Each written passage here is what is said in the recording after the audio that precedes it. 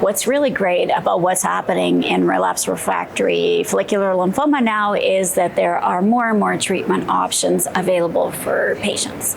And what I think our physicians need to remember is if they have a choice about a therapy, then the patient should also be given a choice. And even if the physician doesn't think they have a choice, the patient can still say yes or no, they want to proceed. And so I do think sometimes this whole concept of shared decision making can be confusing for everybody. How much input should a patient have? How much do they want to have? Really, you need to have that conversation with each of your patients. Ask them, how much do you want to be part of this?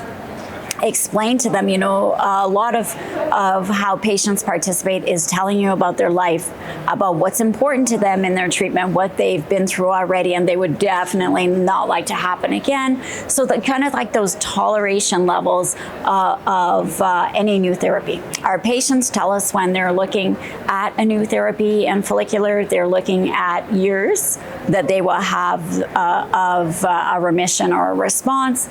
So that length of life is important, but next, what's really important to them is the quality of the life. How am I going to feel during this treatment?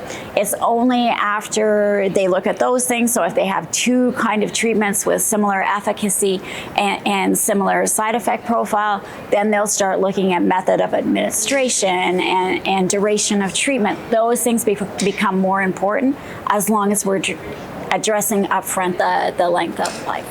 But lots of ways to engage your patient. It's not a one-time discussion.